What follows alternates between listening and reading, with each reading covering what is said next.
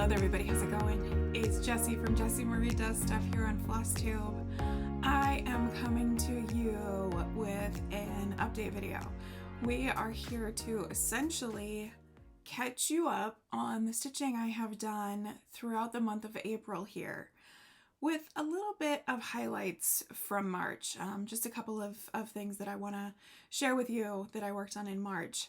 We are towards the end of April. It's been a long time since I was able to do an update. So yeah, I decided to make the cutoff point April.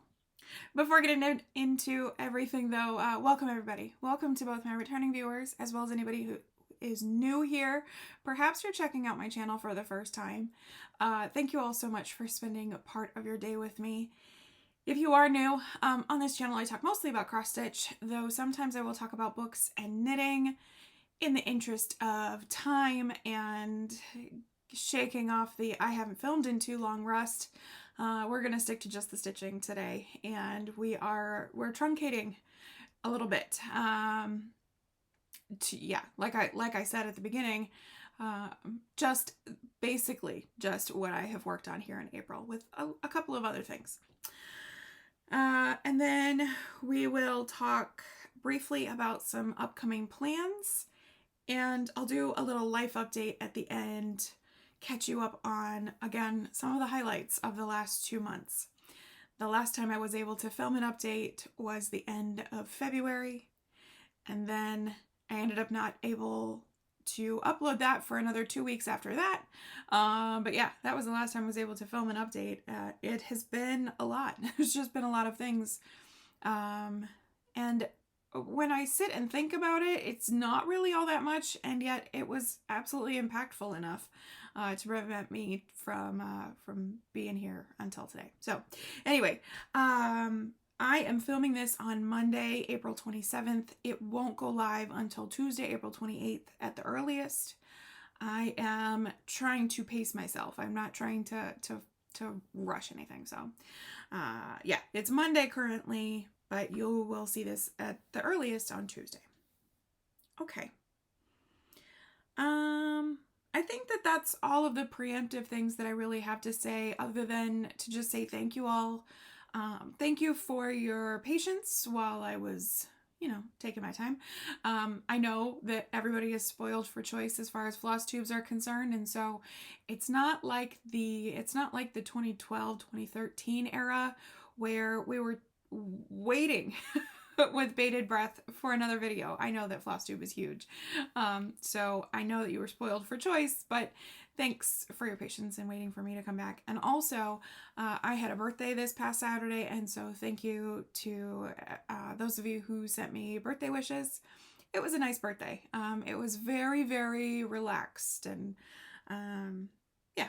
So now I'm 38, and I don't feel any different than I did 3 days ago. So yeah. Okay. Other than I have to think about it. If anybody was to ask me the question, I would have to pause and think about it. But anyway. Okay, so let's get into the stitching. And like I said, we are basically going to focus on what I have done since the beginning of April, but with a couple of notable exceptions. Several of these projects I worked on in March as well. But I also have a couple of things that I want to share with you for a couple of different reasons that were worked on in March, not here in April. And the first of those is my first finish of 2026. I finally got something finished. I finished Sweater Weather last fall. I think it was September when I finished Sweater Weather, and that was my last finish. It's been a long time coming since I was able to finish anything, and I did finally work on something to the finish. So let's talk about the project. We're gonna just jump in here. Okay, so the project in question is Move Forward in Love, and this is the Modern Folk Embroidery Pride Sal from 2022. And here it is finished. I did not put up what this would look like finished because here's what it looks like finished. So yeah, this was the Modern Folk Embroidery Pride Sal from 2022. and I started it on June 12th of that year and finished it up on March 27th after 21 total stitching days. I spent 5 days on it in March, but 21 total stitching days to finish this. This is stitched on a 40 count Newcastle linen in chickpea from Color and Cotton. It was a fabric of the month from the Neutrals Club from quite a few years ago. I stitched this using the colorful version. So when you buy this chart, you get, I think there's 3 versions, although I say that and all I can think of are 2. And so it's the colorful version, and then there's a monochromatic version. And I want to say that there's a 3rd, but I can't think about what it is. So anyway, you get multiple versions in the same file purchase. I decided to go with the colorful version, as you can see here. I stitched this with the called for DMCs, but with a couple of changes. The black, I used Anchor Black because that's kind of what I do. And then the border is supposed to be in the same red that you see here. It's supposed to be red around the border. And for that, I used Threadworx Bradley's Balloons. I can't remember the item number, so I'll put that on the screen here. As well as in the description box.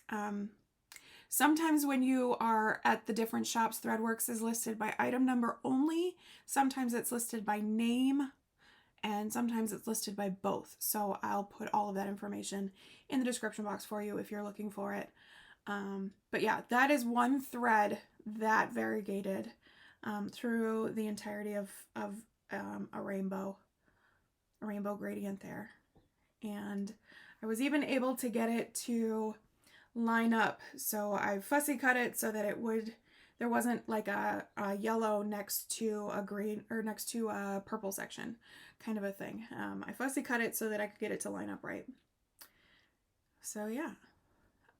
The only thing, well, there's a couple of things that I would have changed if I had known better. First of all, the forward on the yellow section, you can see that pretty good on camera there, which is nice. That's a nice change because in real life, it's really kind of hard to read. And so if I had known better, I would have not stitched the lettering. I would have perhaps left it empty, or perhaps I would have used black instead just for the contrast, because that forward is a little bit hard to read. Now, if I'm looking at it in person and I find it hard to read the forward, Move in Love, it kind of has similar messaging. It's not exactly the same, but close enough. And I also know that it says Move Forward in Love. So yeah. The other thing that I would have changed is I wish that I had changed some of these. Perhaps these here. I might have left the corners as the full rainbow, but these ones, I wish that I had changed to more specific flags for my friends and family who are LGBTQIA+. I would have perhaps wanted to represent them a little bit more specifically by incorporating the specific community flags. I love the cacophony of color. I love that it's just joyful. This amount of color, all of these colors is just joyful. But yeah, I wish that I had done some more specific ones. I saw that Nuri of Shaded Stitchery, she finished this as well recently, and she had done that where she had done some more specific coloring for things. I wish I had done that, but I didn't. Now I might stitch it again. But I love this. I love this how it is. I see a good spot for this. I keep looking out in my hallway again, but I think that I would like to have this framed and have it there next to the front door. So anyway, there is Move Forward in Love, my first finish for 2026. So I put in 5 days on this in the month of March, 3,275 stitches this year to get the finish. This was on my Focus on a Finish Whipco board, and it was a call in February that I wasn't able to get to because Milestone Manor took me all month. So I was catching up on WhipGo in March and got to the 3 days. Did not really have the extra time to be able to devote, but I was so close at that point that I had to just get it done. I had to just finish it. I had little fiddly things to do to finish up on those last couple of days, and I just had to get it done. I was in the mood for a finish, and I was motivated, so I made time where I did not really have any, but got it done. So there is that. That I felt was worthwhile sharing with you because finishes don't happen a whole lot around here, especially moving forward, and we'll talk about the new plans here in a little while. Yeah, finishes aren't going to happen a whole lot around here, and so that felt worth showing. Okay, next project I have to show you is also worth showing. I have not worked on it here in April, and I won't work on it until May, but it is a Q-snap project, and I have it out of the Q-snap.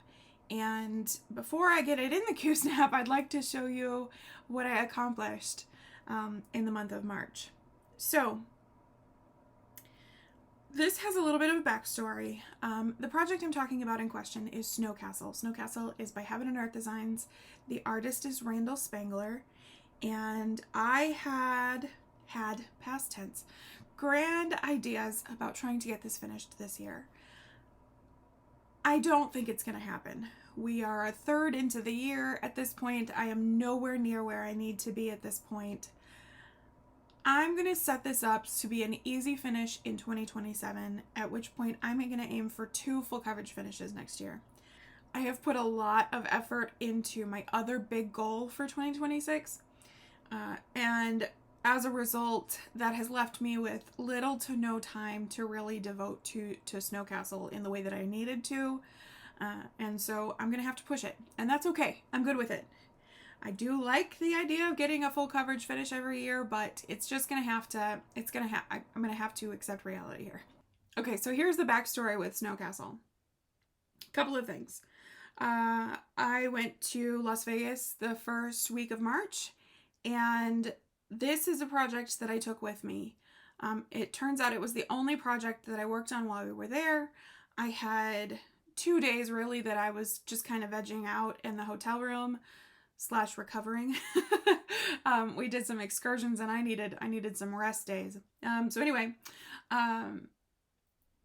so I worked on Snow Castle while we were in Las Vegas, and I remember it was the last day. And Danny comes back to the hotel, and he's like, okay, we're gonna get ready, and the group is going out to dinner. Okay, so I start packing up, and I pack up my stitching, and I get home and turn on Pattern Keeper, and it's on Snow Castle still. And I did not know this at the time, but I had done 393 stitches while we were in Las Vegas, which brought me to 60.00%.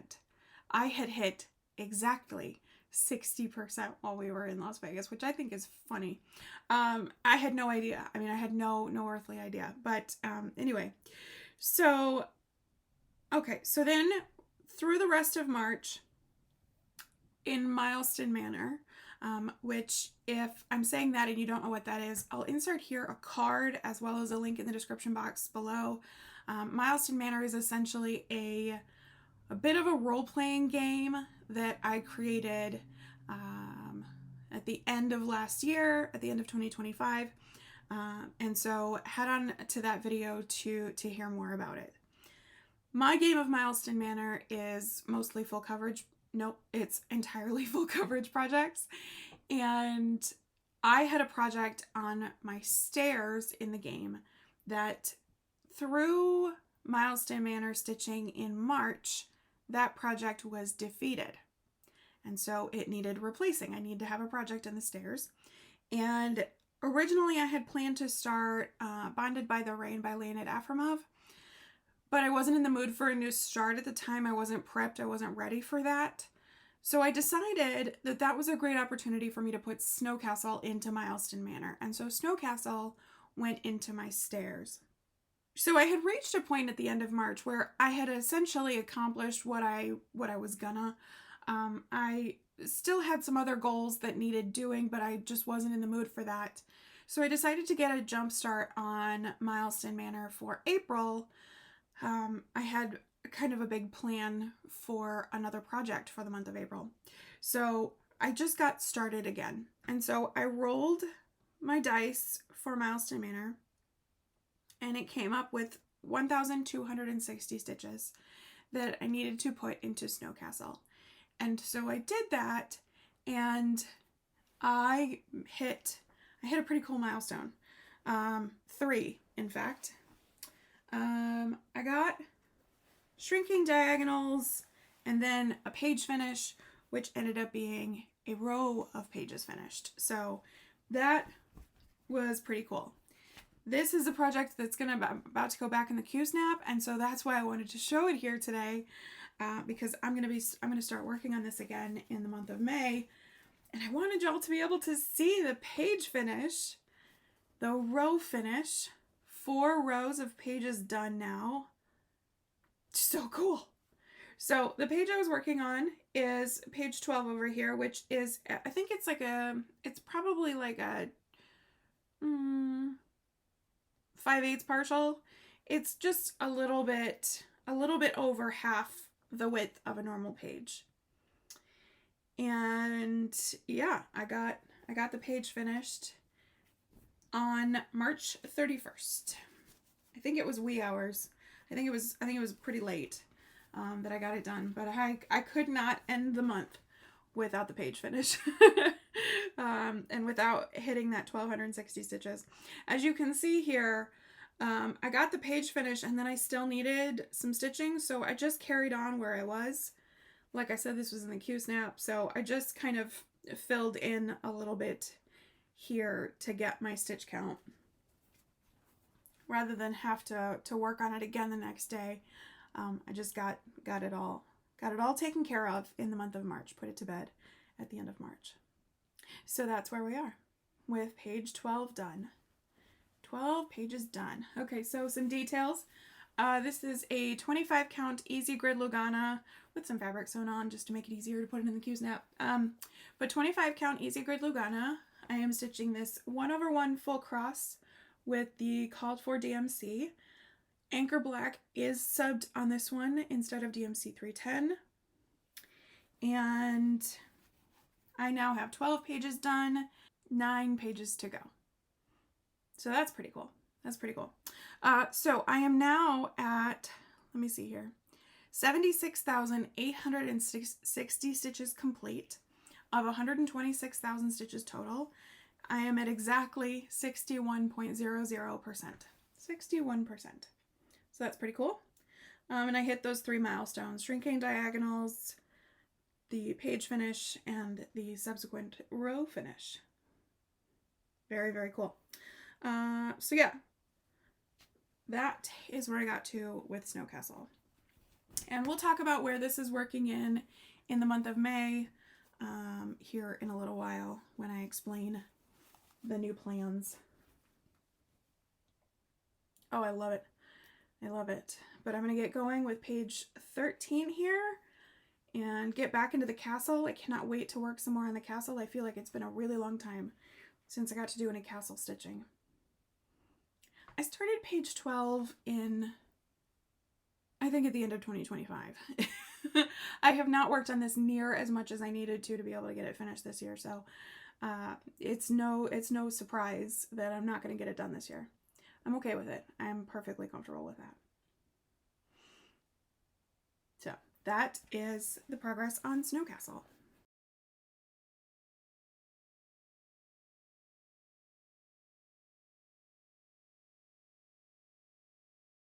Okay, now we're gonna get to April. And April, this is complicated. I have my notes here, and each little section is devoted to a project. this is all of my notes for April.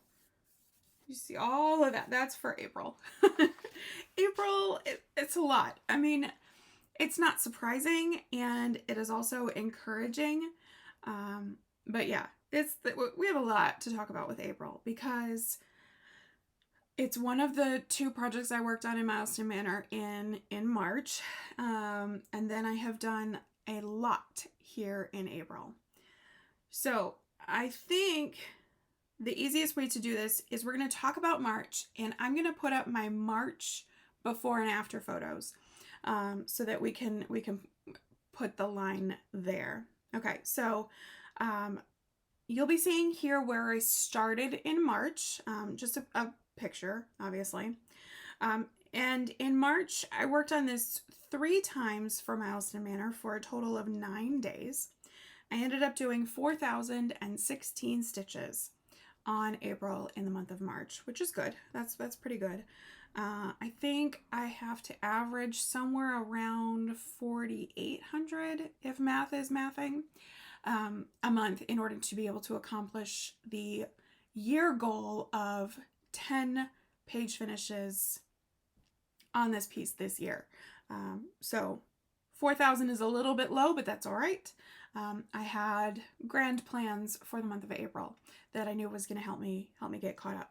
Okay, so my rolls for this in Milestone Manor were 1,050, 800, and 2,160 stitches. So pretty decent rolls for me in the month of March, which was good. The first time I worked on this, I hit 40%, so that's very cool. The second time I worked on this, I got no milestones that time. And the third time I worked on this, I reached 50,000 stitches into Milestone Manor. So over the course of the time that I have been playing it, at that point I had done 50,000 Milestone Manor stitches, which is significant enough for me to count as an experience point, as a milestone reached. It was not project specific, but it was game related. So there's that. And at that point, I had reached 65,441 stitches done of 156,150, bringing me to 41.91% complete. You'll see what that looks like here. I was working on page 14. That was where I put my efforts in the month of March. Now we get to April, the month of April. The project, the month, April. Okay, so the reason that I'm trying to get 10 pages on this project here in 2026 is that I started this project on April 11th, thereabouts, 2016, which means that this project is now 10 years old. That is kind of historic for me. I have never had a full coverage piece reach the age of 10 before it was finished. So this is kind of a first. Is it a positive milestone reached in my stitching? No, not necessarily, especially since the total stitch count is under 200,000. That's kind of small for me. Yeah, but it's notable anyway. And so I thought, the project turned 10. I'm going to aim for 10 pages on this project this year. Set it up for a relatively simple finish in the year 2027. Okay. The project turned 10, like I said, on April 11th, which means that I got it in my head. I got the bee in my bonnet, if you will, to go for 10,000 stitches to celebrate that 10th birthday, 10,000 stitches in the month of April on this project alone. I can tell you now that I have done that. I have achieved the goal, and before the month is over, I will hit closer to 13,000 by the time all is said and done. The cool thing about going for 10,000 stitches this month is that it meant that I got page 14 finished, and we're going to see it here in just a minute. I'm going to show it to you. I got page 14 finished, and I got page 19 finished. Page 19 is my 10th page overall. So I stitch my pages in diagonals for the most part. Snow Castle is the exception there. But I stitch my pages in the diagonals, and I have now done 10 pages on April. But wait, there's more. During April, I surpassed 15,615 stitches into the piece this year, which is 10% of the whole project. So I have added more than 10% here in 2026, which I think is just cool. I am such a numbers girl, and I like a number pattern, and I like seeing stuff like that. So yeah, and I've also, like I said before, I have already surpassed the 10,000 this month. So check, ticking the boxes. I have not fully ironed out the shop expansion for Milestone Manor, and so that's why you haven't seen anything about it yet. However, some of the mods that have come with that have allowed me to work on only April throughout my Milestone Manor rotation here this month. So my Milestone Manor rotation, I was solely focused on Milestone Manor, we'll put it like that. I was solely focused on Milestone Manor up through April 11th. And in doing so, I worked on this project 5 times in a row because of various and sundry reasons. So I spent a total of, 5 times in a row. Well, 4.5. And we'll get into that 5th one here in just a minute, because that one has its own notes. Okay, let me show you the project. I'll stop rambling, and I can show you the stitching I have done. And then we can talk about all the things. This is another one that I was anxious to show it to you before I worked on it again, because it's going to get all wrapped up. And I've had 2 page finishes since you last saw this. So I wanted to be sure to show you it and be able to show the page finishes first. So, okay. Fabric here is a 25 count Lugana from Zweigart in the colorway Antique White. You can see the 1, 2, 3 stitch tag down there. This was never pre-gridded. It's not one of the pre-gridded ones. Like I said, I started this in 2016, and in 2016, the easy grid Luganas were not a super commonplace thing. So yeah, I started this before that, way back when.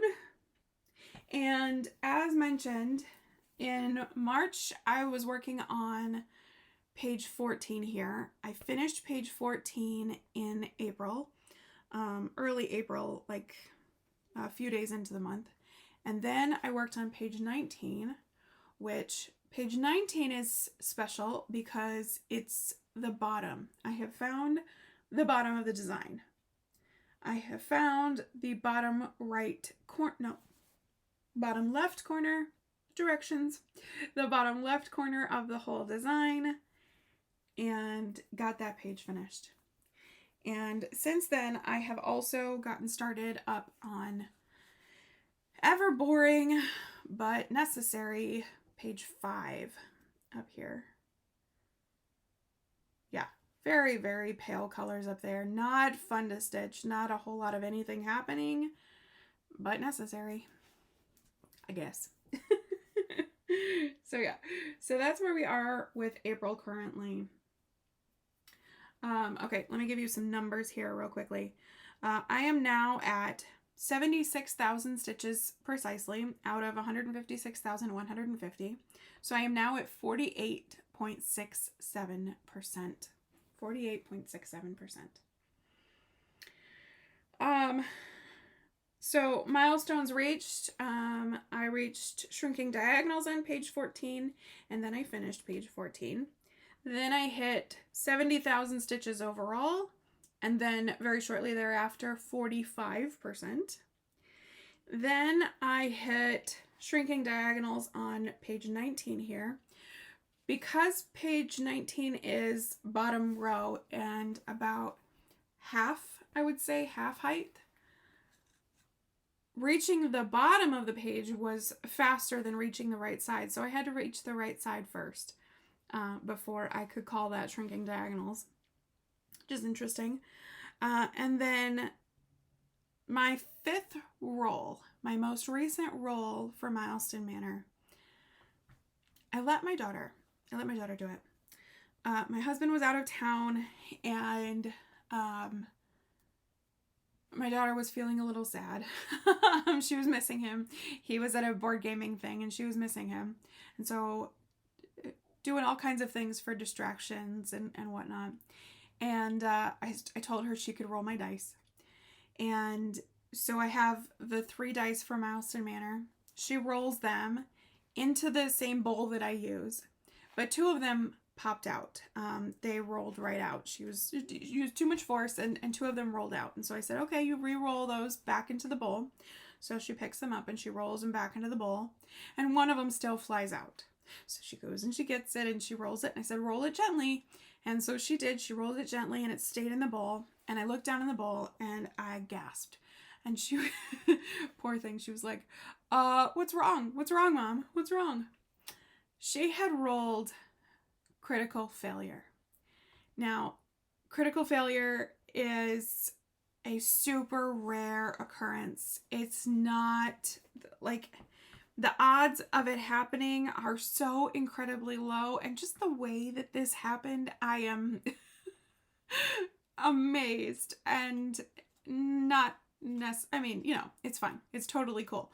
But yeah, so the 3 dice that we use is a D20, a D12, and a D10 tens, or D10 percentage dice.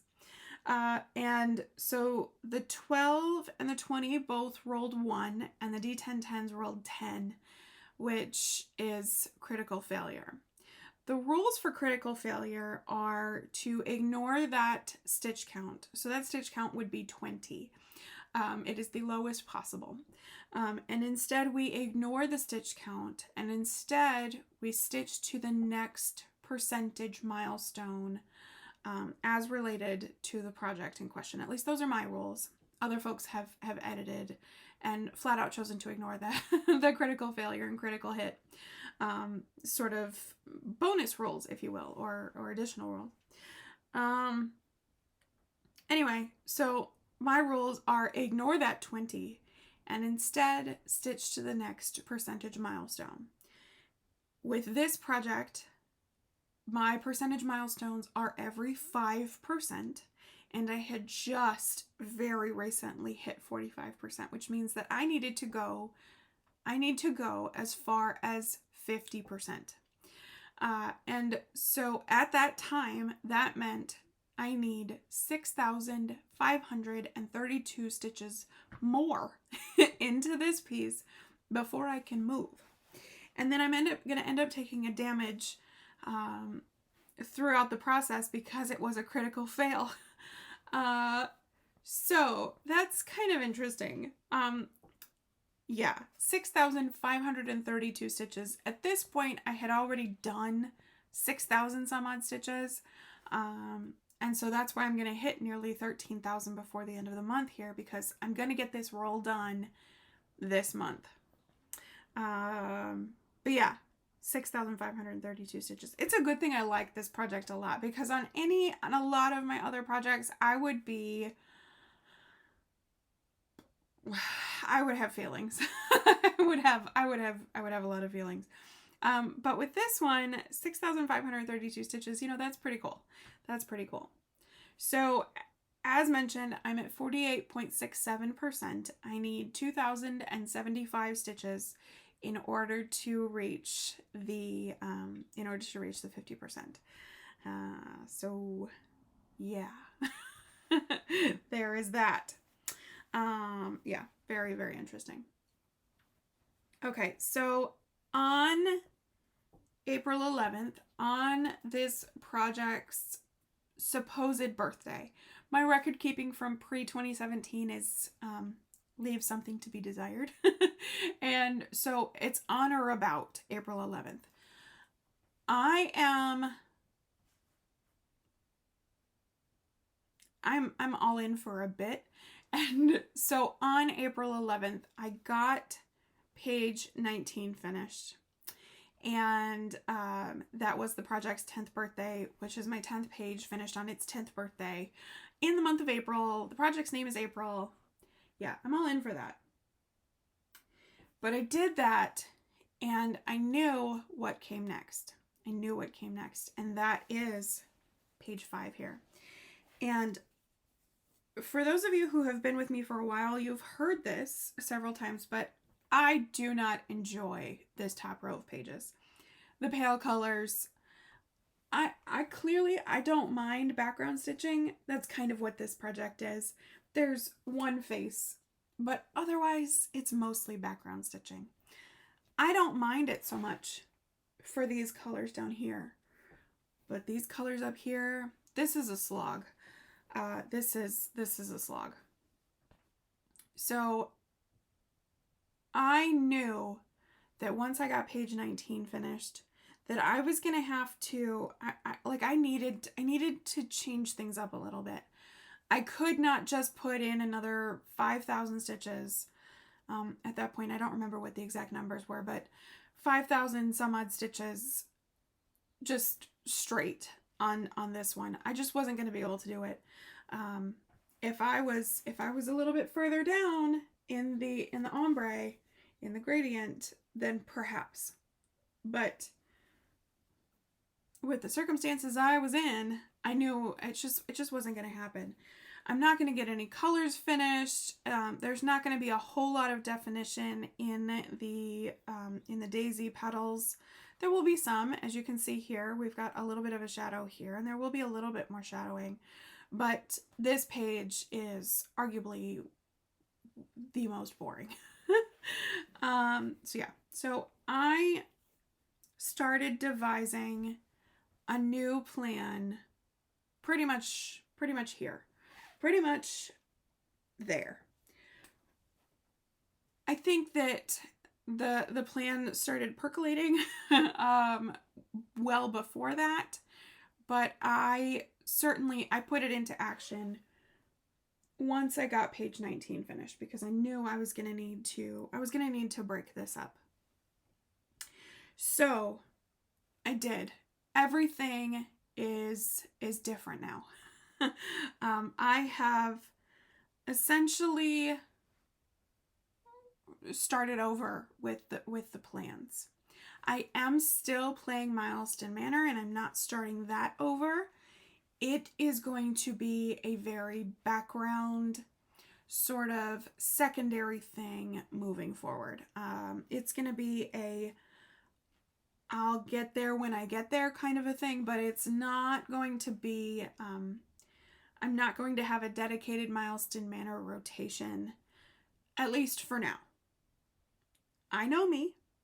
We've seen this for years. I set plans in place, and then shortly thereafter, or eventually thereafter, I change them up again. I love Milestone Manor. I love the game as it is written. It is my brainchild, and I do have a lot of fun with it, but I just needed a refresher. I needed something else. Part of what has spurred this on is that all I want to work on is full coverage. It's all I'm really in the mood for these days. I keep looking at new full coverages, and I keep making plans, and it's all I want to work on. I love Milestone Manor, but I don't have access to all of my projects in Milestone Manor. There are several projects that have been calling, and I have been unable to work on them because they are either not in the game yet, or they are in locked rooms and I don't know where they are, etc. Could I work on those projects outside of Milestone Manor? I mean, yes, of course. It's my rules, and there's nobody coming for me if I decide to work on them outside of Milestone Manor. But for some reason, I felt like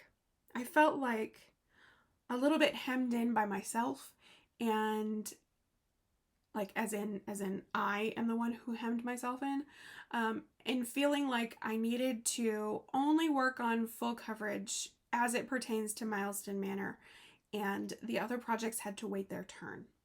In addition, as mentioned, the only thing I want to work on is full coverage. But I had in my original plans essentially at least 10 plus days that I was prioritizing non-full coverage. I had categories that I was working on. Sammy J Stitches does these categories each month, and I was crossing that with temperature stitching and crossing that with my the alphabet through my non-full coverage pieces. So I was using only non-full coverage for those purposes. And that was a 5-day thing that I was doing. I liked it. I thought that it was an inventive way of working through some of these things, and I liked doing the mashups of the different ideas, the different games. But it was 5 days where I wasn't working on full coverage, which is just kind of where I'm at. I'm just in the mood for full coverage. So there's that. Then we have non-full coverage whip go, or focus on a finished whip go. My primary whip go board is comprised of 8 projects that I would like to see finished this year, repeated on there 3 times a piece, and each of the calls was supposed to get at least 3 days. I kind of wanted to give each of them a little bit more than 3 days, so we're talking 10, 11 plus days devoted to mostly non-full coverage. And I am just not in the mood. I'm not in the mood to spend a third of each month or a third of the year on non-full coverage when full coverage is kind of all I want to do. It's just where I'm at. It's just where I'm at right now. So I did something. I did something, and I am so glad that I did, but it was not easy. It was not an easy choice. And that is that I dropped it all. I mean, I dropped it all. Temperature stitching, no more. Alphabet through my non-full coverage, nope, no more. Maybe we'll pick that up at another time when the urge strikes, but let that go. Sammy J Stitches categories, I am still going to continue so long as the full coverage situation fits that. But that's it. Like it's everything else gone. Focus on a finished whip go board. I'm not doing it. This is the part that was difficult. I am the creator of whip go. I came up with it, conceptualized it, practiced it for a year, released it to the public, and it has grown to become what it is ever since then, through you all who play it. But yeah, it's my other brainchild. It's another one of my children, I should say.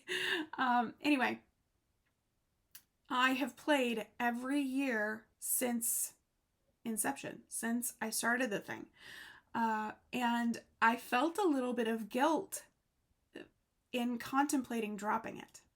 I did. I mean, I felt, and it sounds silly saying it out loud now, but at the time it just felt like, well, I should be playing it, right? I mean, like I'm the creator. I should be playing this thing that I made. And the reality of the situation is that there's no obligation for me to play. I am still running the thing. I am still cheering you all on who are continuing with it. And I will absolutely jump back in 2027. But I don't have to. I don't have to. I mean, I don't have to. And so I'm not. So I have, for the most part, let whip go. Now, I have multiple whip go boards for this year. So I had the focus on a finished one, which was the primary one, if you will. That one is set aside. Again, maybe I'll change my mind later and go back to it. But for now, it is set aside. I also have an organization board, trying to get my calyx, my crafty calyx in order. Have I done anything with that this year? No. So I've got some work to do. I've got to be working on getting that put together as I've intended for several years now. I also have a bookish whipco board, and that one I am continuing. It's just not stitchy related. And then we also have a board gaming one. It's really my husband and his brother. They put some games on a whipco board, and they're so funny.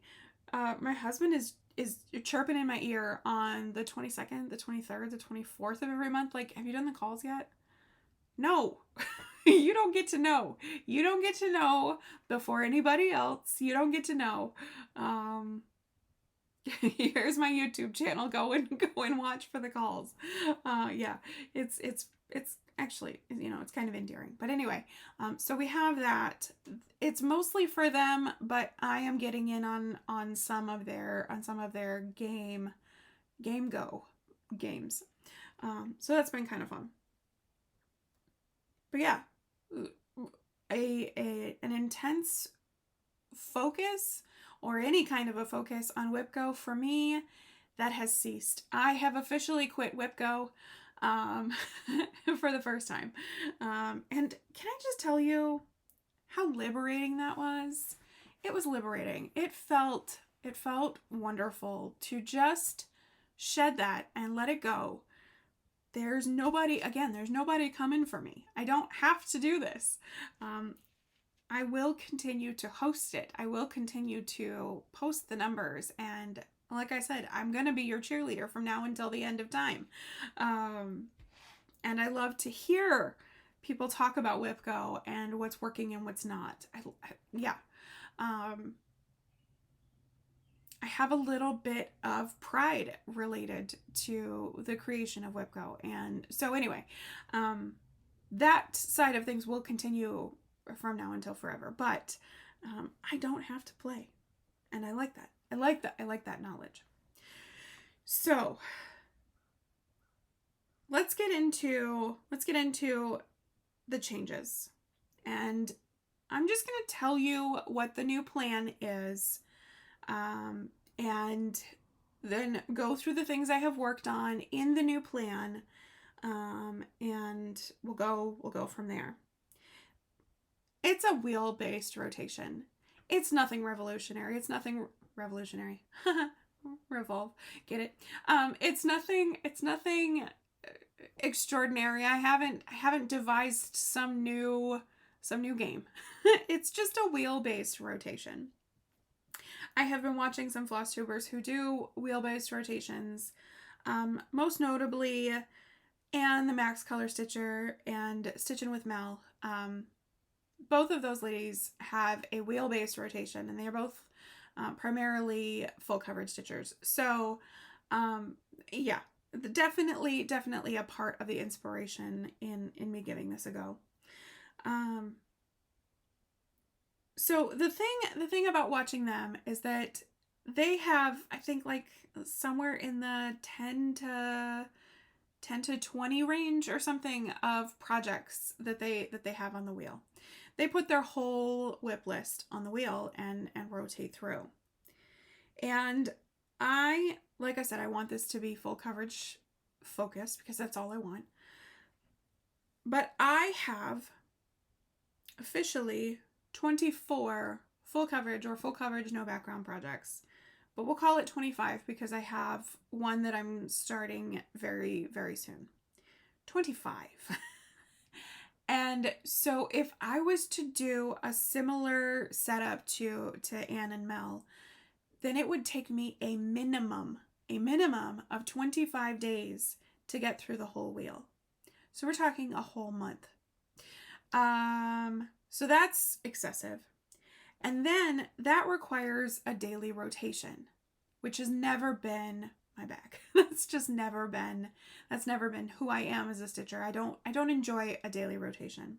First of all, I don't have the frames. I don't have the ability to swap out easily. Every time I go to switch projects, I get down on the floor, I switch my projects on my 2 Millennium frames, or Q-snaps, but I don't use Q-snaps for everything. It's just a hassle. It's a hassle for me to daily rotate. So there's that side of it. It's also, if I was to do a daily rotation, if I was that person, if that suited me, then I would have to set the stitch counts low enough that I could achieve the goal each day. I am a goal-oriented person. I like the numbers, as you might have heard. I like the numbers. I like number patterns, and I like stitch count goals. I like quantifiable, measurable goals. And so I would have to set the stitch count low enough that I could achieve it within a single day. So I would have to set my stitch count at like probably 400, which means that projects like April, where the goal is to get as much done this year as I want to, at a minimum, every 25 days I would do 400 stitches. And that does not suit. That does not sit right with me. I would work on that, a total of 13 times in in one calendar year for whatever 13 times 400 is. I'll put it on the screen. I'm not doing the math here. Anyway, yeah, that's insufficient for me. That does not work. So then I thought, okay, well, what if I expand out the stitch counts to 1,000? I like 1,000. 1,000 is visible progress enough for me. I like 1,000. Sometimes I don't stitch a whole lot. Sometimes it takes me 3 days to do 1,000 stitches. Some projects are more difficult than others, and it takes me 3 days to do 1,000 stitches, even with as much effort as I want to put into them. Amy Stewart, I'm looking at you. So now we're talking 75 days to get through my entire WIP list. We're talking north of 2 months to get through my entire WIP list, and that just doesn't fly. So it starts with this idea of a wheel-based rotation, but then I was watching In Stitches with Ebony and Small Town Stitches, and they are doing the kind of the projects broken up by quarter this year, and I love that as a concept. I love that idea. And so that's essentially what I have done. Pretending, if you will, that this is the beginning of April. We have 3 quarters left of the year. And so I took my 25, we'll call it 24 officially, because at that moment I only had 24. So I took my 24, divided it up by the 3 quarters. Actually, no, we're going to go back to the 25 because April is going to be a kind of a separate entity. Okay, so we take the 24 divided by the 3 quarters, that's 8. So I have 8 full coverage pieces that I'm working on each quarter separately. Now, does this mean that the list that I've got for this quarter here, for quarter 2 here, does it mean that at the end of this quarter they're going away for the rest of the year and so I won't see them for 6 months at least? Yeah, that's what that means. But in this quarter, I'm going to get some significant enough progress for me that that it's okay that I throw as much as I can here now and then set them aside for a new batch to come in starting July 1st. I like that idea. I just like that a lot. So here's what this looks like. My wheel has 8 full coverage pieces on it. Most of them were chosen at random. There's a couple of exceptions there, and we'll talk about those in a minute. But I have 8 full coverage pieces on the wheel. I have 1 non-full coverage because I have 50 non-full coverage projects on the go, and I got to keep working at them very slowly. It's going to be very infrequently, very slowly I'll be working on these. Right now, my non-full coverage piece is something that I want to get finished, something that I need to get finished, something that I want to get finished. Once that happens, once I get it finished, I will replace it with another non-full coverage piece. I will replace it with another non-full coverage piece. I have yet to decide what that will necessarily be. It could be something that I want to finish. It could be something that I just feel like working on. It could be chosen at random. I have yet to decide how that's going to go. But just know that my wheel has 9 things on it. 8 full coverage, 1 non-full coverage, and as of now, I'm working on the non-full coverage until it's done. Okay, so what happens when I spin the wheel?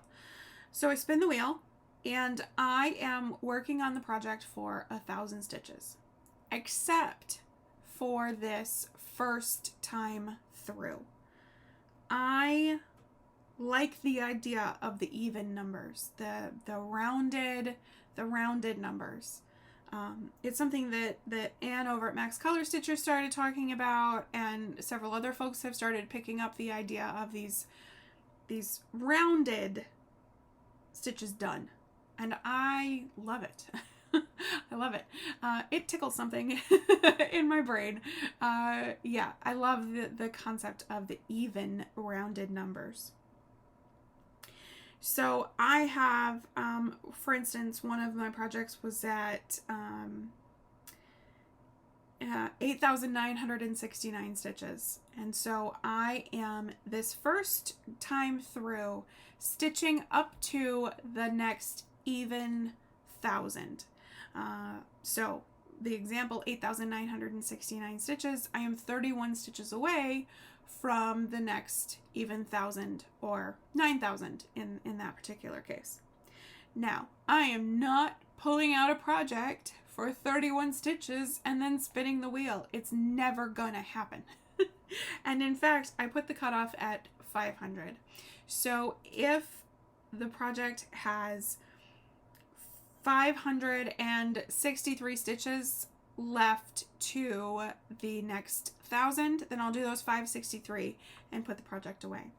If the project has 342 stitches, then I will do 1,342 stitches. I will do an additional 1,000 on top, because as mentioned, I don't like switching that frequently, and I need to be able to see progress. And 31 stitches, respectfully, no.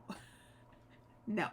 So all of them are getting to the next even 1,000, and if stitches required is less than 500, then I'm going that whatever is needed, and then 1,000 more to get to even thousands. And when I start telling you the numbers, it makes my brain so happy. Oh my goodness. I really like this. And I don't know why it never occurred to me to do this in the past. Other than like with the way that I stitch, I like to finish the block, or I like to finish the diagonals, and this stopping so that the finished stitches is an even 1,000, I have to stop in the middle of a block. I have to stop in the middle of a color on a block. And I am watching that stitch count like a hawk. I am constantly doing the math. Okay, I've got 19 stitches to go. Okay, I have 11 stitches to go. Okay, let me pick this color strategically so that I can hit that. Yeah, so that side of things is taking a little bit longer because I am a little bit laser focused on making sure that I hit that exact number, but I like it. I like it. Danny says, he asked me the other day, he said, what's your goal for today? And I said 746, and he said 746, that's oddly specific. And I said, yes. Yes it is. I gotta get to the next even 1,000. Okay. All right, now let's talk about ultimate goals, because I would like for projects to fall off the wheel. I would like to get through the wheel faster. So the starting point is 9, but I'd like to drop off as many as possible. And so I set an ultimate goal.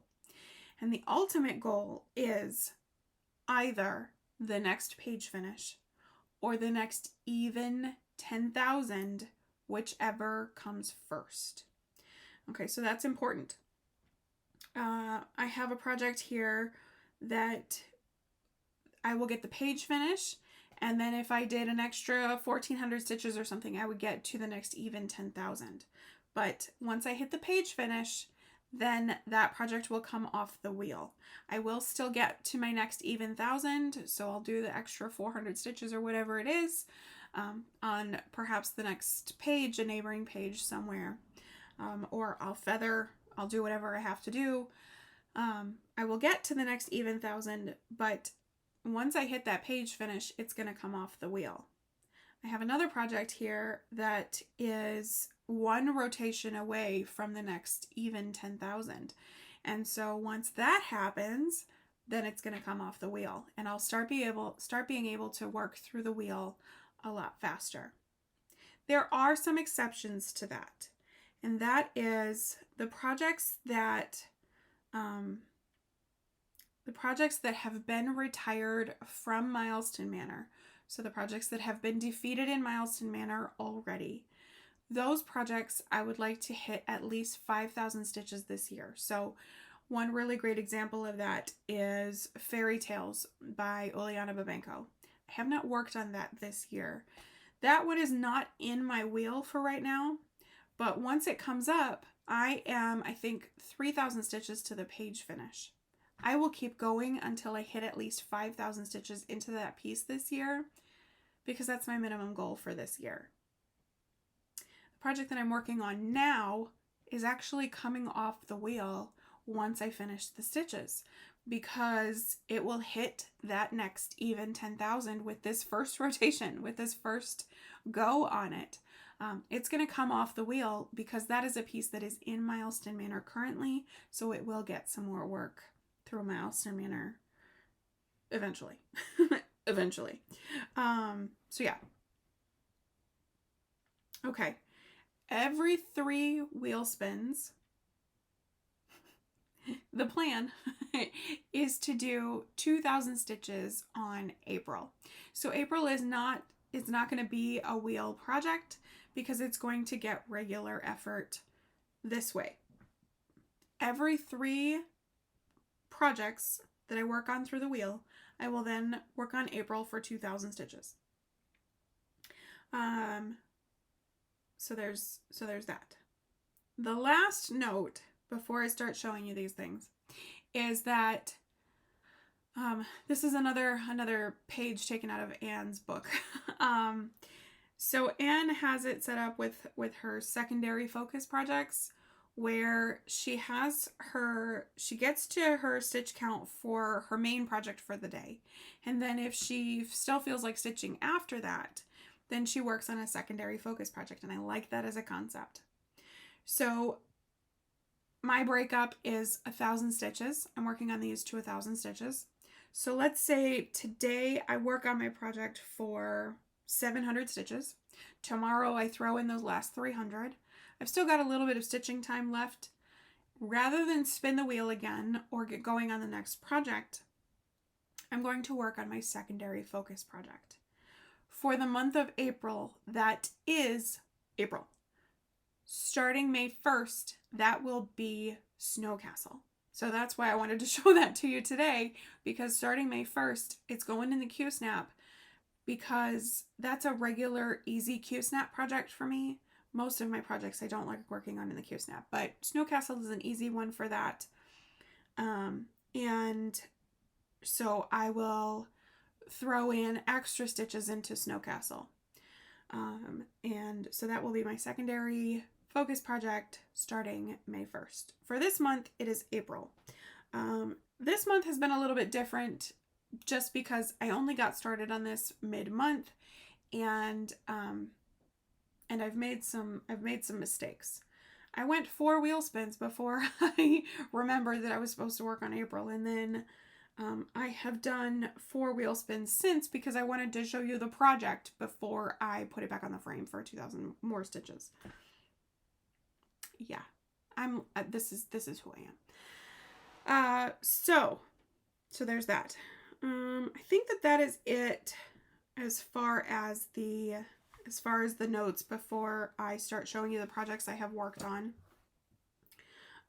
It's a wheel-based rotation. That's what it's the nuts and bolts is it's a wheel-based rotation, and I will be swapping out the projects quarterly. I don't think it's going to happen like this, but if by chance I whittle my wheel down to just the non-full coverage, then I will add them all back in again and go for another round. I don't think that's going to happen. I mean, I don't think it's going to happen. It could. A couple of these are going to come off the wheel pretty quickly. One of them is even coming off tomorrow. But anyway, okay, so let's start showing you these projects. And we'll go from there. Oh, these are the first project bags I have to show you. I just realized because those other ones were out of project bags. Okay, so my usual notes here. For the project bags where I can link something for the maker, I will. Some of my bags come from folks who aren't making bags or aren't selling them. Some of my bags have come from gifts, and so there won't be anything to link for those. But for those that I can, I will link in the description box of the video. I like to share the bags that I have, so yeah, I'll link as and when I can. Okay, let's get to it.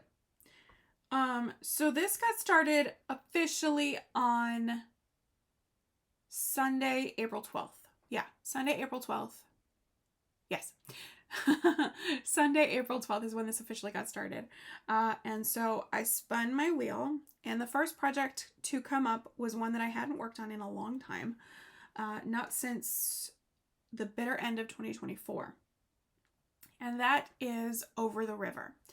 So Over the River is by Charting Creations, and that lives in this project bag. I think that this one is Painted Leaf Company, but I don't have a label or anything telling me that officially. I think it's Painted Leaf Company that this one came from. But check the description box.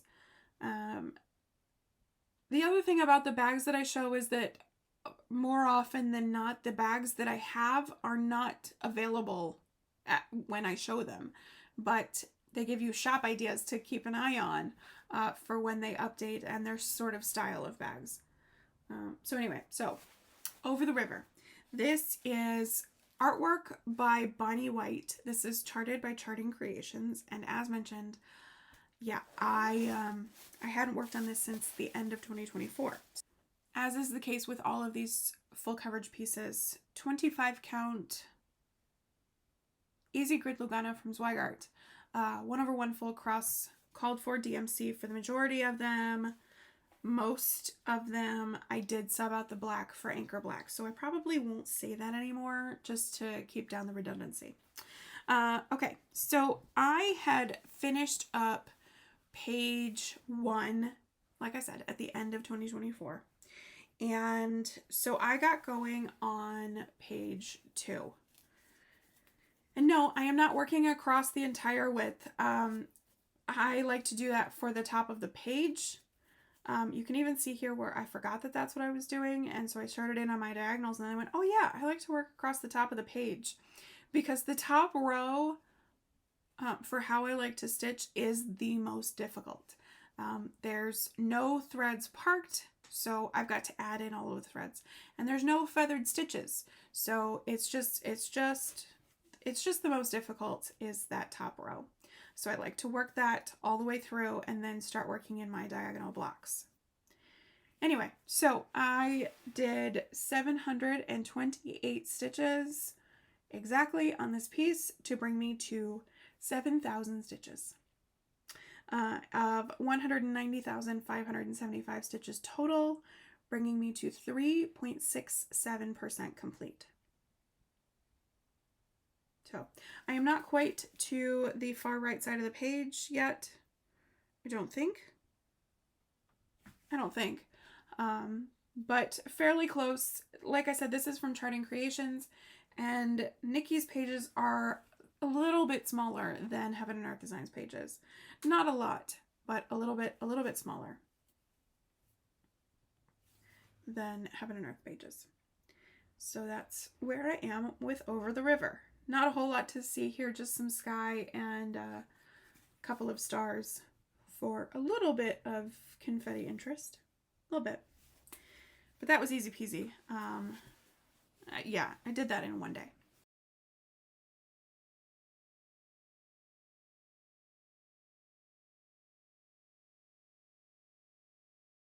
Spun my wheel again and got another sorely neglected project. Oh, I was so glad that this one came up for the current wheel because I have been wanting to work on it. This is one of the ones that was calling to me. It's perfect for the season, etc. So anyway, so that lives in this project bag. This is a bag by Jasmine's Custom Bags, and it is a Fourth Wing reference with some Andarna gold on the outside. And yeah, I was really excited to work on this one again. So I started this for Lunar New Year for the Year of the Dragon. This is Cherry Blossom Breezes by Carla Morrow. Carla Morrow is the artist. The chart is by Heaven and Earth Designs. Carla Morrow is no longer with Heaven and Earth Designs. And I was at 4,008 stitches on this one. So I needed 992 stitches to bring it to its next even 1,000. And so I did that. This poor piece started, you know, over two years ago. And I don't have the first page done yet. Also, I'm showing it to you sideways. There we go. Yeah, I don't have the first page done yet. I'm getting there though. I think that's the bottom. I think that's the bottom of the page. Let me see.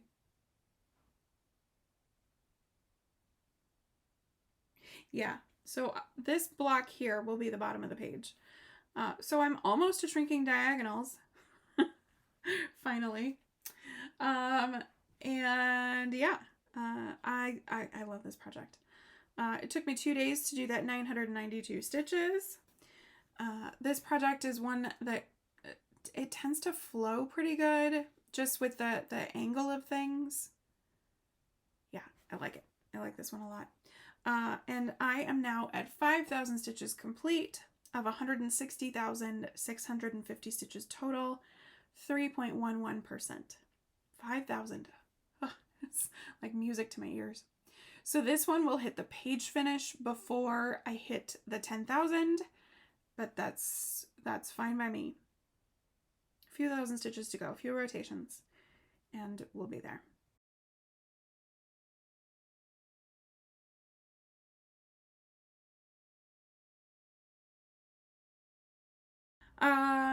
This is my first one where the required stitches was less than 500, so I ended up doing that plus 1,000. So living in this project bag, this is a bag by the Brass Button, and I will link Jen's shop in the description box. She is very often on vacation, but keep an eye out if you like her style of bag for when she comes back and uploads anything. Okay, so in here lives Summer Montage. Summer Montage is by Pain Free Crafts. And the artist here is Janet Stever. Now, Janet Stever has been retired from Pain Free Crafts, so as of today, this is an out-of-print pattern. I started this in, I believe, 2023, and, yeah, okay. I think that's all I had to say. This is on a 25 count vintage country mocha Lugana from Zweigart, so it's not the easy grid. It is one of the printed modeled fabrics. So here's where I am currently. Oh yeah, now I remember something that I wanted to say about this one. Let me show you the stitching and then we can talk about that. But I have been working up here. So I know that a lot of folks are working on these in like the blocks. You will have seen in the preview that it's kind of got different blocks. And I like that as an idea, but I am just so set in my ways about the pages. So you can see that my rose block is not finished yet, but I have started on this giant block here because the page went into that, but I haven't done this page yet. And I am now working in the watermelon block up here, which is page 3. So I'm still working in my diagonal pages rather than by the blocks that other folks are doing.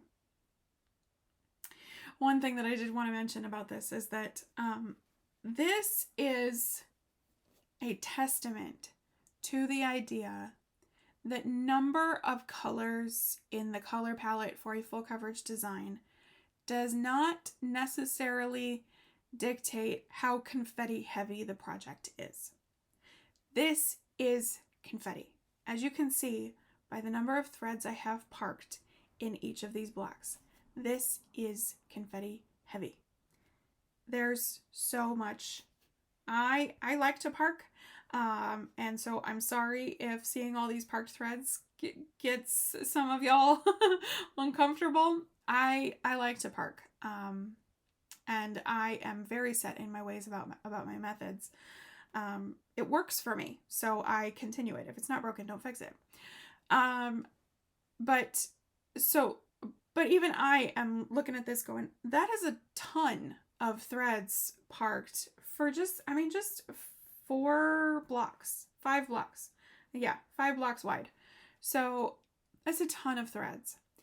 This is my full coverage piece with the least amount of colors in the thread palette. There's less than 75 colors in the thread palette for this. And it is my most confetti, but it only has 75 colors in the whole piece. But it is the most confetti. So I just want to reiterate that for anybody who's looking at full coverage and you're like 90 colors, gosh, I bet it's confetti all the time. No, not necessarily. This is more confetti than my Amy Stewart's. And Amy Stewart is notorious. Yeah. So I just want to point that out. The thread palette, it doesn't really say all that much. Not entirely anyway. So that is where I am with summer montage. I did 1,300 stitches up here. I have reached the right side of the page because Pain-Free Crafts pages, they are so tiny. 3,500 stitches total. Yeah. So very, very small pages by comparison to other full coverage designers. And so this one I will most definitely get the page finished before I hit the next 10,000. I have yet to decide how I'm going to handle that with this one. This one is in Milestone Manor currently. I know where it is. But yeah, I don't know. I haven't decided quite how I'm going to handle that because I am now 1,400 stitches into 3,500 stitches total. Getting this page finished would be kind of easy. Maybe a little too easy. So anyway, things to think about. Anyway, so I am now at 12,000 stitches total, done of 147,900 stitches total. I'm at 8.11% complete on this one. 12,000 stitches. Almost 4 pages. 12,000 stitches on a HAED is a page and less than a half of the second page. So anyway, okay, so that's where I am with summer montage. This is confetti, but it's really enjoyable to stitch.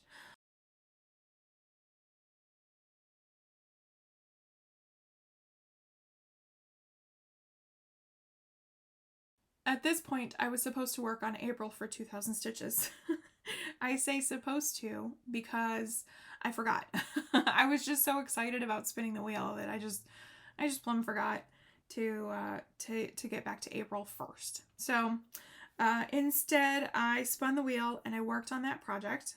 And that project is something that I worked on in March as well. So I have numbers to talk about with regards to March. But let me show you the project first, and then we'll talk about all that. That lives in this project bag. This is a bag by Be Busy Bags. Again, the shop is oftentimes on break, on hiatus, or filled with non-project bag things. So I'll link it anyway. Y'all keep an eye out. I do know that she's in Canada. So yeah. But Be Busy Bags, I love this bag. I love this print. So, so cute. In here lives Little Wings. And as mentioned, Little Wings was my project in Milestone Manor on the stairs. And in the month of March, I worked on this once, and I rolled for 1,260 stitches. I ended up doing 1,280 stitches on it. And yeah, so let me show you. Well, let's do the pictures again, because I do have the pictures to show the delineation between the two times that I worked on this for separate things. So at the time, I reached 14,249 stitches complete of 208,400 stitches total, bringing me to 6.84%, and the milestone that I reached at the time was shrinking diagonals on the page. So then it came up on the wheel, as mentioned, and I needed 751 stitches to get to the next even 1,000 threshold. And so I worked on this very recently, actually. This was not, it was more than a week ago. Anyway, so I worked on this for one day, got the 751 stitches in, and so let me show you where I am now. Yep, so that's where I am, and I don't mind parked threads, but I don't like it when they go all haywire like that. That's a little better. So that's where we are with Little Wings. I'm working on page 2, and you might be able to tell, but I am very close to that page finish. I am less than 1,000 stitches away from that page finish. So when this gets spun again and I get that page finish, this will fall off the wheel. So that's pretty exciting. So I did my 751 stitches. I am now at 15,000 stitches complete of the 208,400. I am now at 7.20%. So that's pretty cool. It's pretty cool to reach 15,000. That feels significant. So that's where we are with Little Wings, and yeah, I have just that last little corner to do, and it's just under 1,000 stitches. So get that done, and this will come off the wheel. Now, this has been retired from Milestone Manor, and so I said at the beginning that those projects that have been retired will stay on the wheel rotation until they hit 5,000 stitches this year. Well, I'm at like 5,600 stitches already this year because of the number of rotations this got in Milestone Manor in the first part of the year. So that's irrelevant at this point. I have hit the 5,000 stitches threshold. This can come off the wheel.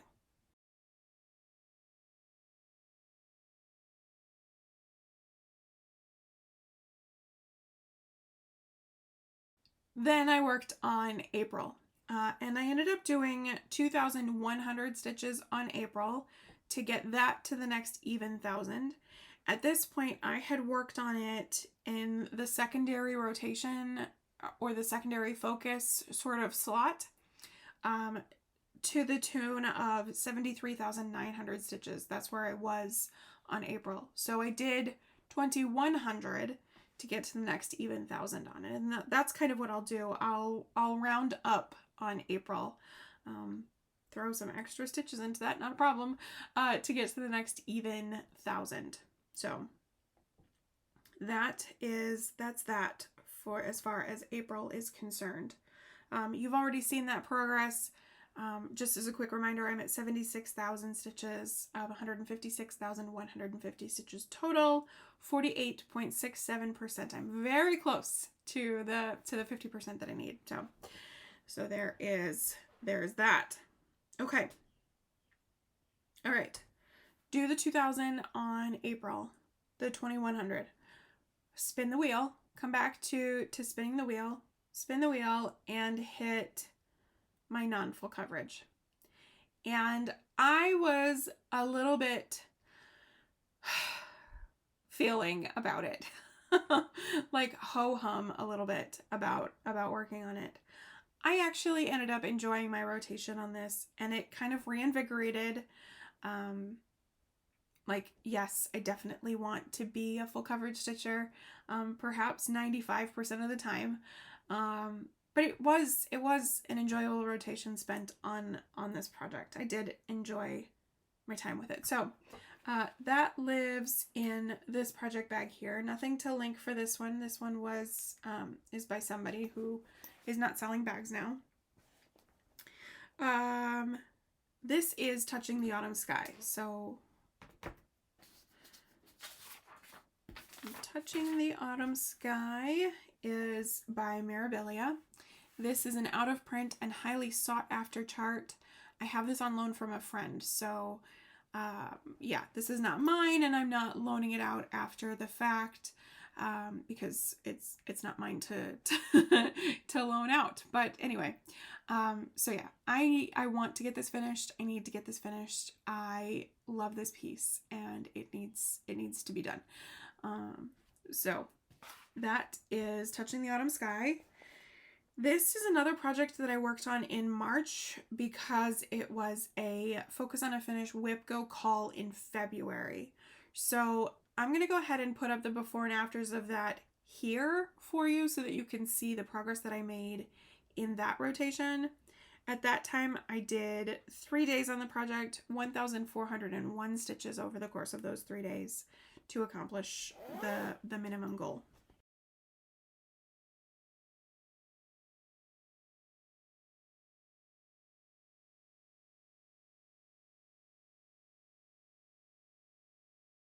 My non-full coverage pieces, for those that are not in Pattern Keeper,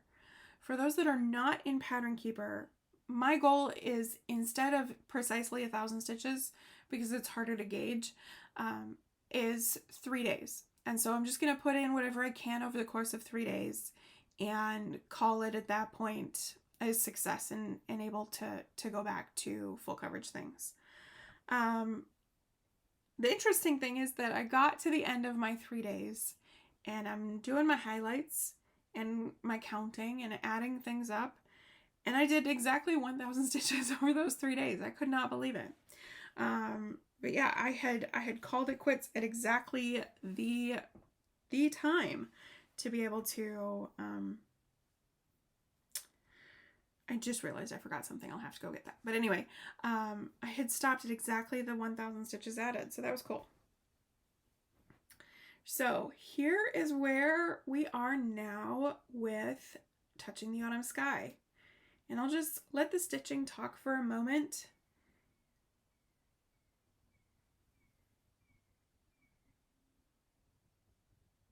And then I'll talk about the details. So the fabric here is a 32 count Belfast linen from Fabrics by Stephanie in the colorway Moana.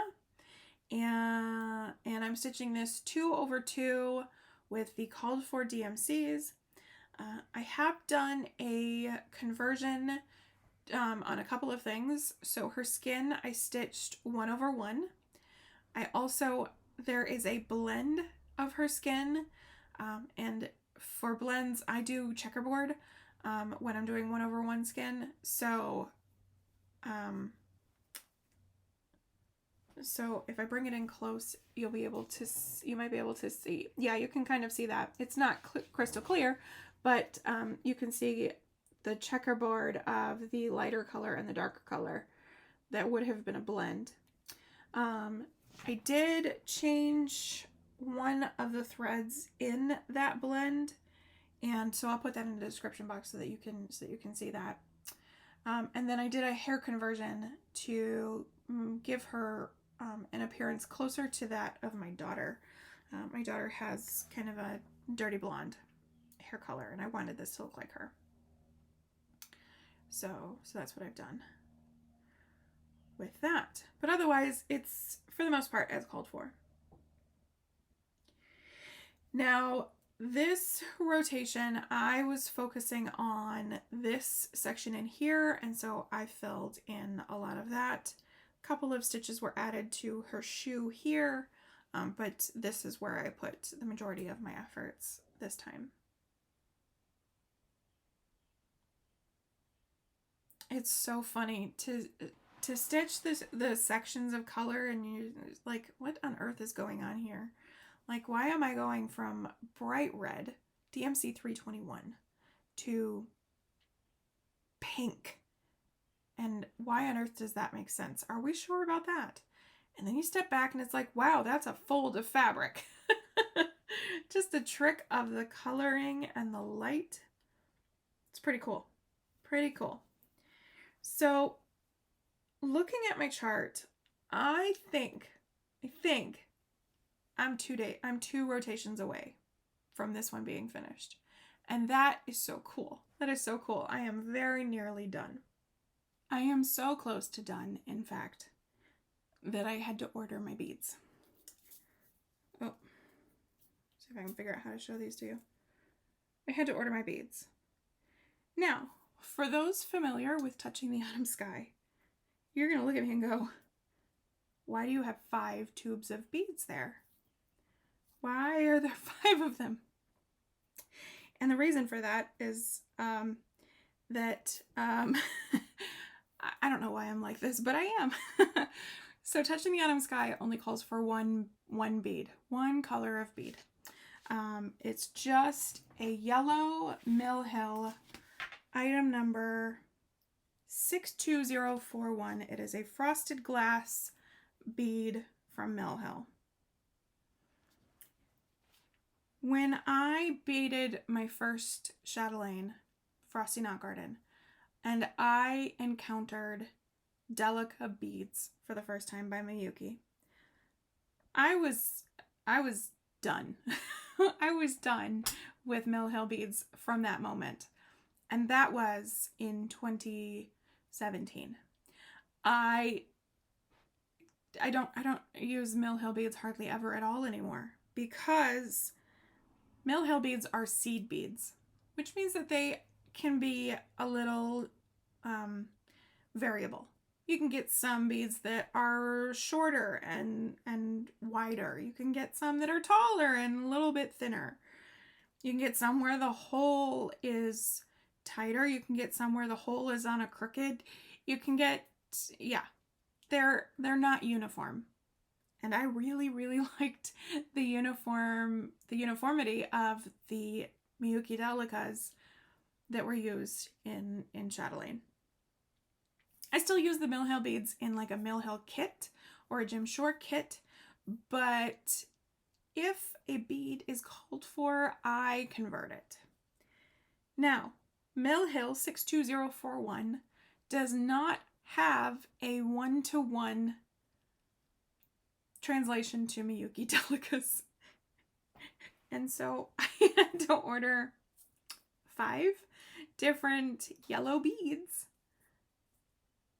to try to find the right one. So I'm trying to get these turned around so that you can kind of see them all.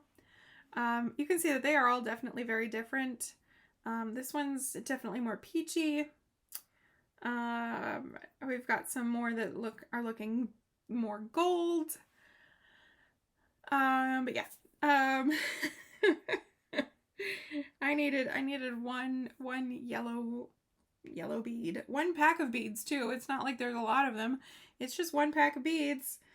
And I have 5 tubes here of Miyuki Delicas.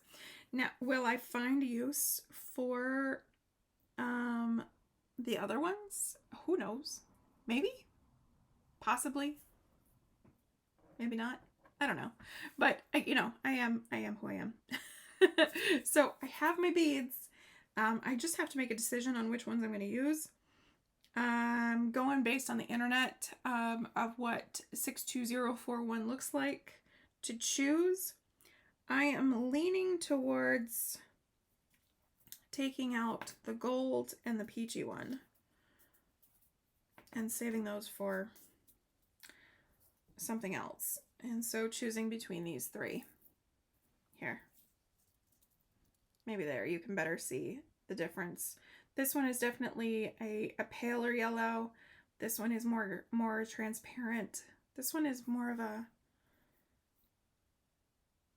yellow. So yeah, I'll make a decision and choose one of the beads, or maybe I'll mix them up and then I'll have a little bit of variegation in my beads. Who knows? But they are all Miyuki Delica size 11s.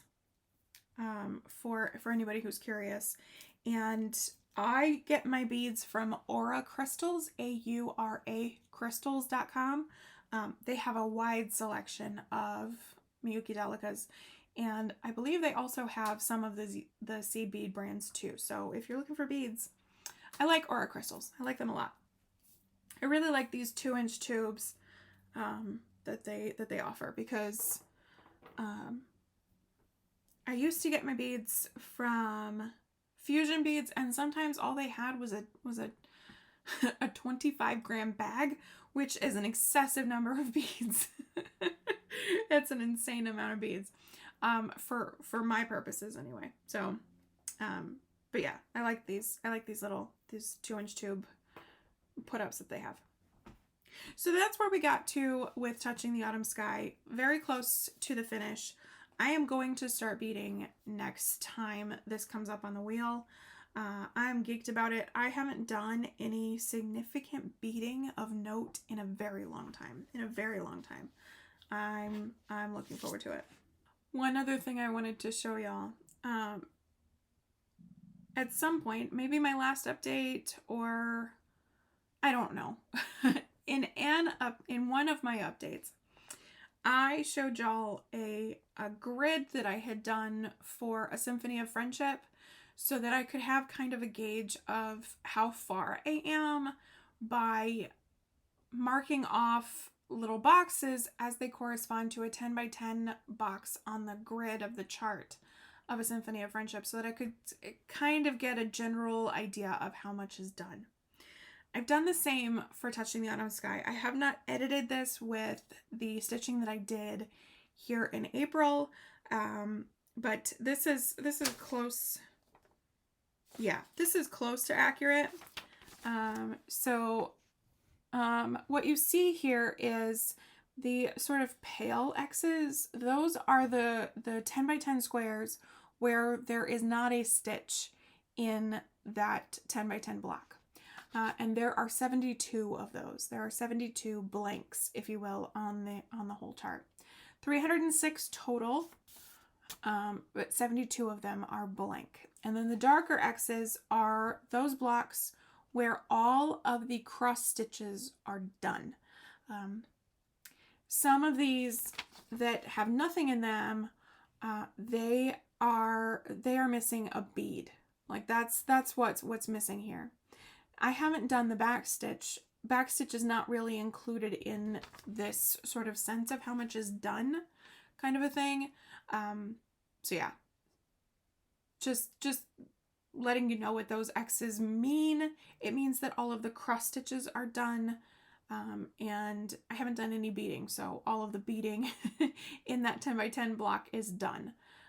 But yeah, a couple up here especially are missing a couple of beads, and then those black boxes will be X'd out.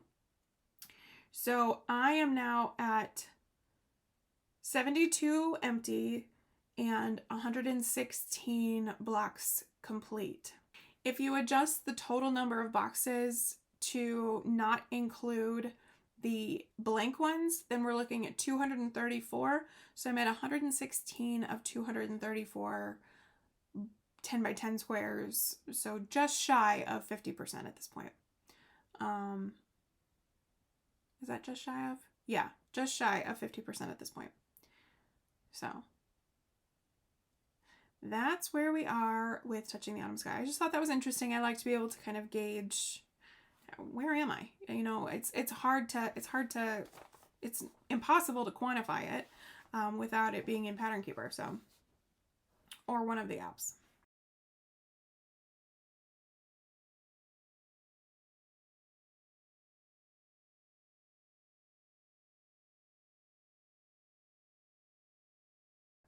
After touching the autumn sky, I spun the wheel again, and I got, like, honestly, this is the project.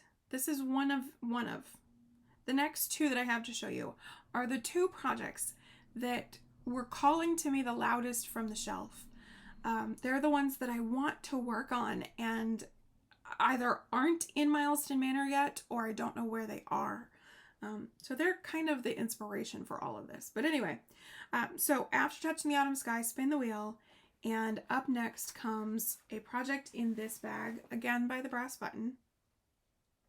I love this. Kid Scientists.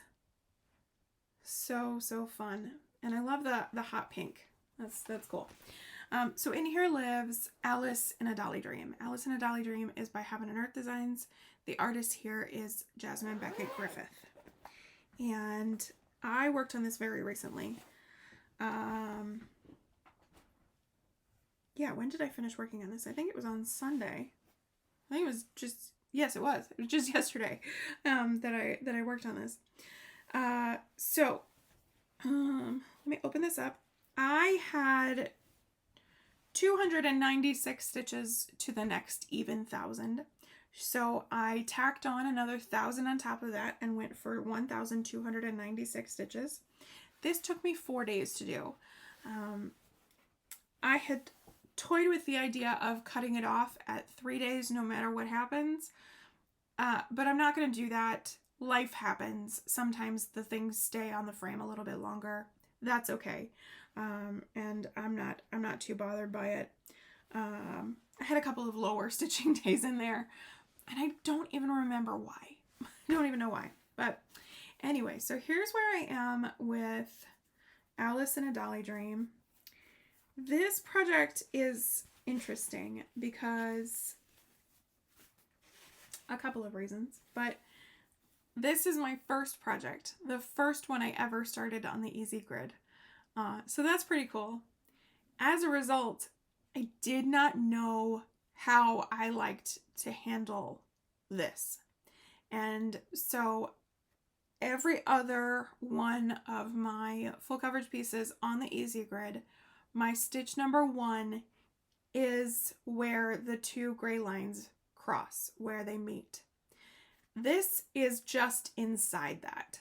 I did not know how to handle it when I first started this, and so this is my one that is different than all the rest, because as it turns out, I like to consider that mark, that grayed out spot, as my stitch number 1. This one's just going to be a little bit different, but that's all right. So I have been working on this page down here, and did my 1,296 stitches in mostly background, but also a little bit of giant spindly elephant leg, as is the surrealism that is Salvador Dali. So here's something kind of cool. Once I hit this block, so the bottom of this diagonal, I am into the very top of one of the clocks from the Persistence of Memory. So I am getting into that sort of iconic, arguably most recognizable Dali work. I'm going to start working on that right here. I'm also very close to the bottom of the page, so I won't get a whole lot of the clock. It's not going to be super recognizable as that, but it'll be cool to get out of the background and into something. This background is fun. It's different colors. You know, I'm in the sky, but these are not your typical sky colors. It's a lot of 452 and the pinks that are coming in. There's some grays up in here. Yeah. It's not boring. It's background, but it's not exactly boring. So yeah, 1,296 stitches, which brought me to 18,000 stitches complete, which means 2 more rotations and this comes off the wheel, of 251,550 stitches total, bringing me to 7.16%. So I crossed the 7% threshold, which was cool. Sort of a secondary milestone reached on this one. I love this piece. I love this piece. I was so glad that it was a part of my first wheel, and I was so glad that when it came up. Very late in the wheel, but that's okay.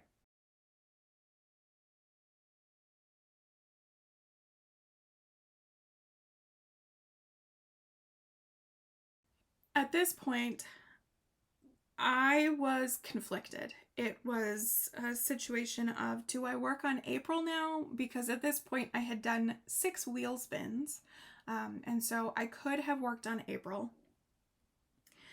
As mentioned, I finished the 1296 yesterday morning, and so I still had some stitching time through the rest of Sunday. I was technically supposed to work on April as my secondary focus for the rest of the day yesterday, but I knew that I was going to be filming today. I knew that the plan, I should say, was for me to film today. I didn't want to put April in the Q-snap or on the frame and roll up pages 14 and 19 so that you couldn't see them. I haven't been able to film in forever. I wanted y'all to be able to see those page finishes.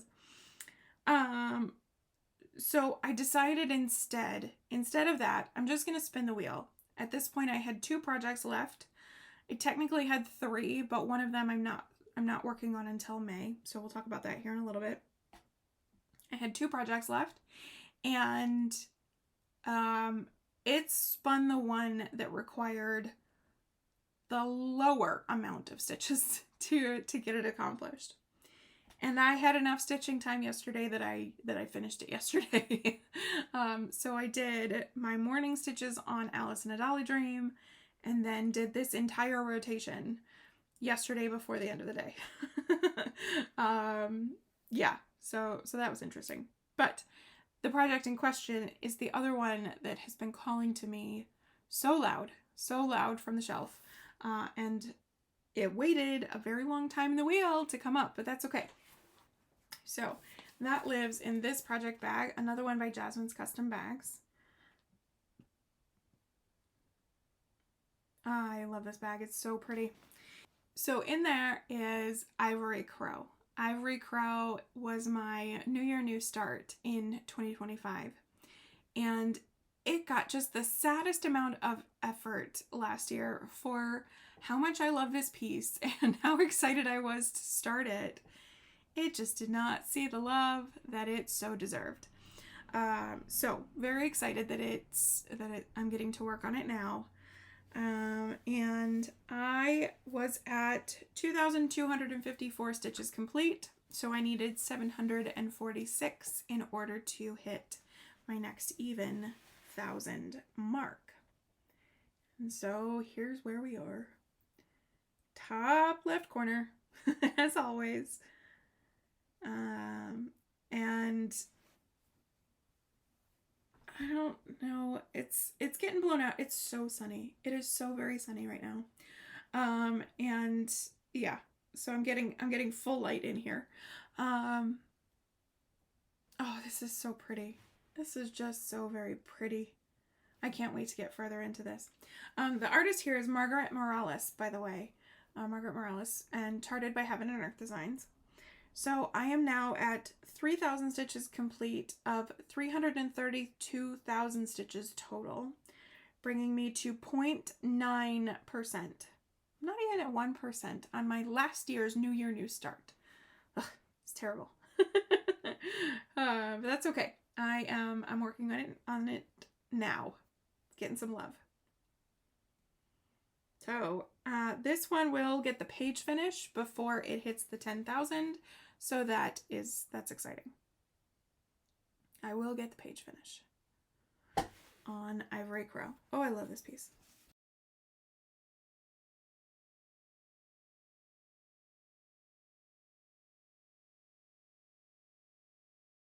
Okay, I am an early riser.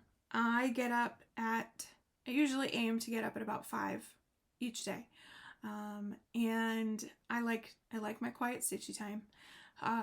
There's a meme that goes around every now and again that says, be sure to start your day with 8 to 12 hours of stitching before you get your day started.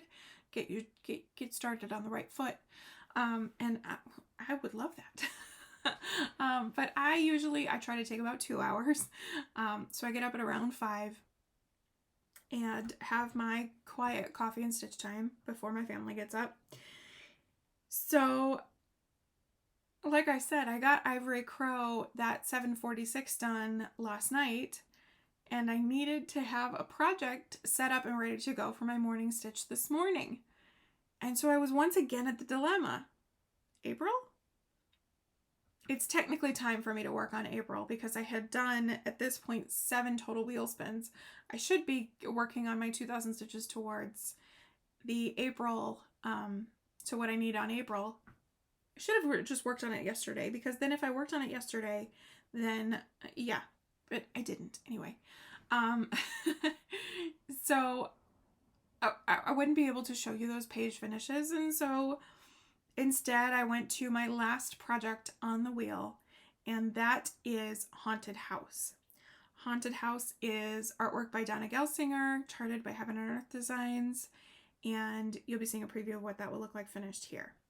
I do not have that project to show you because I am in the middle of the rotation. I just got started working on it this morning, and so I will show that to you in my next update video, which I hope will be next week. Haunted House is my project where I started the day at 8,969 stitches complete on the piece. And so I need 31 stitches to get to 9,000. And because that's less than 500, I'm tacking on the next 1,000, which will bring me to 10,000 stitches complete on the project, which means that I'm working on it now, and then it will come off the wheel once I'm done.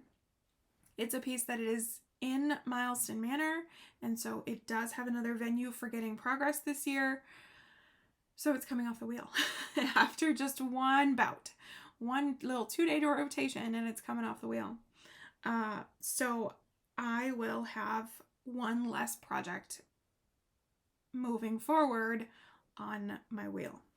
Once I get that done, I'm going to work on April until the end of the month. So through Thursday, however much I get done, I will try to stop at an even 100. I probably won't be able to stop at an even 1,000. We'll just kind of have to wait and see. It's only a few days.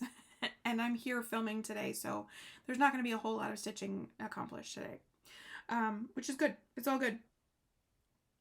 But I will essentially complete the wheel, which is pretty fantastic, by the end of the month.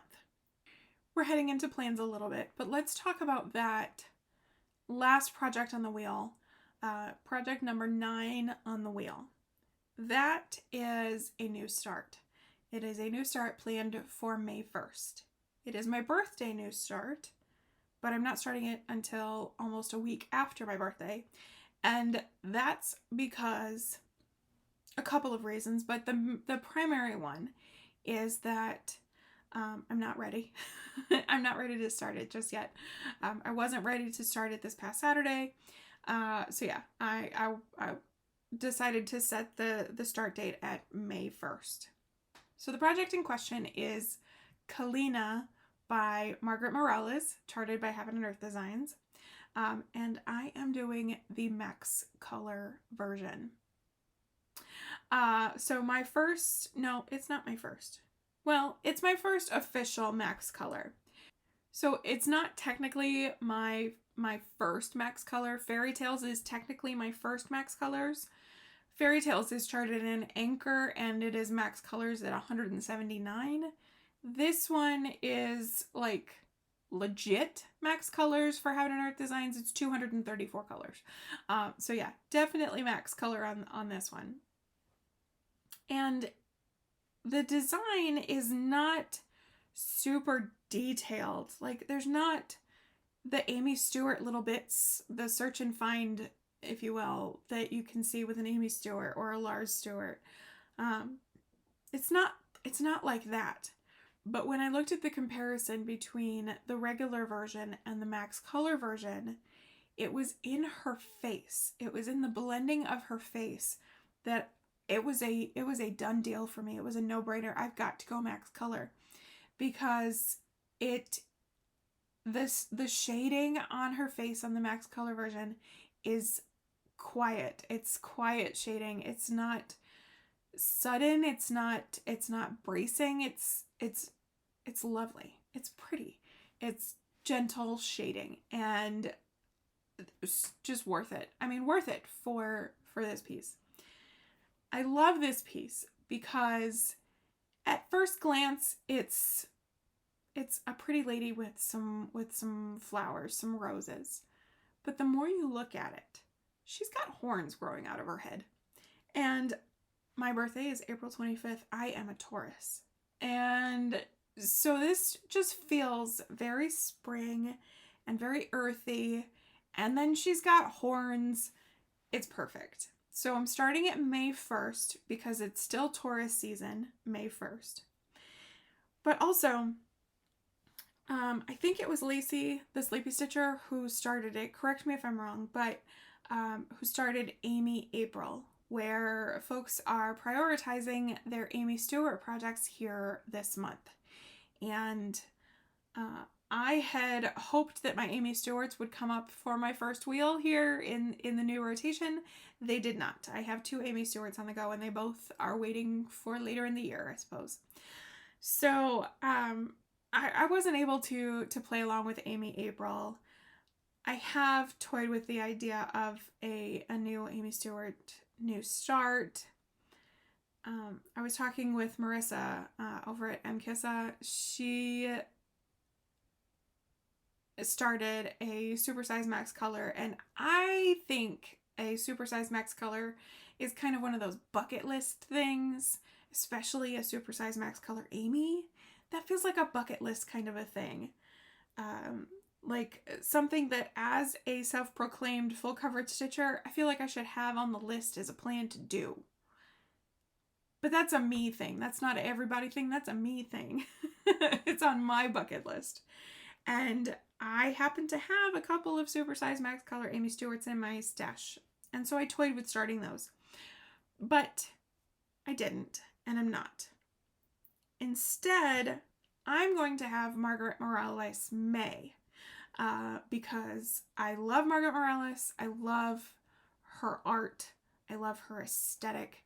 I love her. I love every single piece that HAED charts. I love every single one of them. I would gallery Margaret Morales. I really would.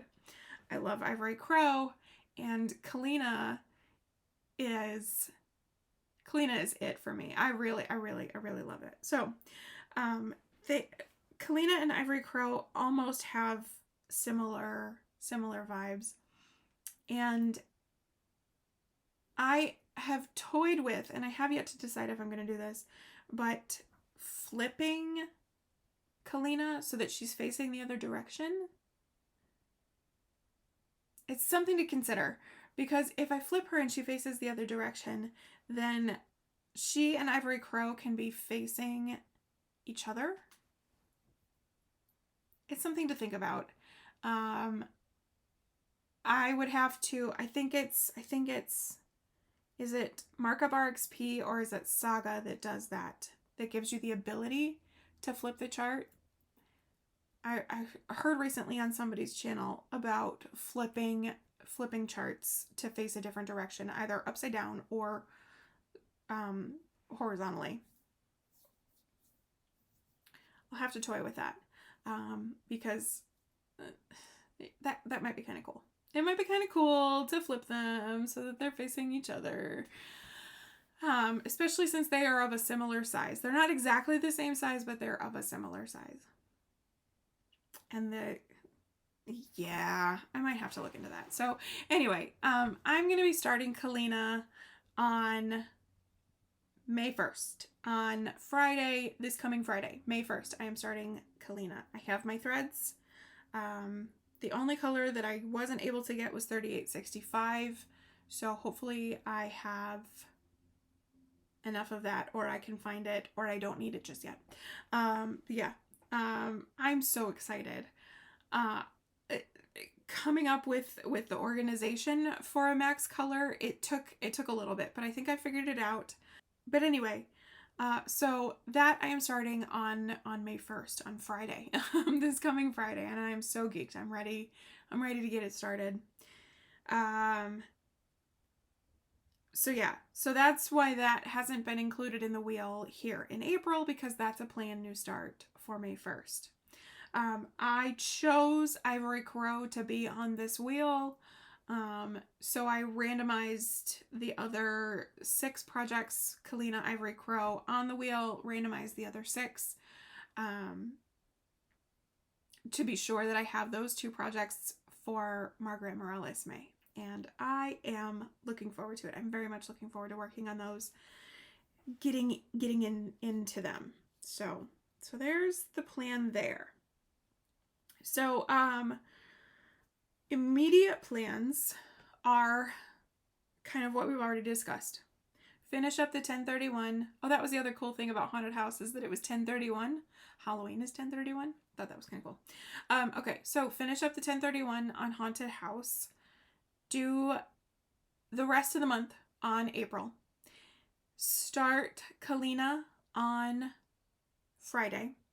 Do 1,000 stitches. So that one right off the bat is going to start off at 1,000 stitches. And then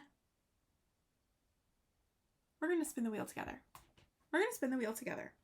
Because at that point, I will be ready to refresh the wheel. And I am...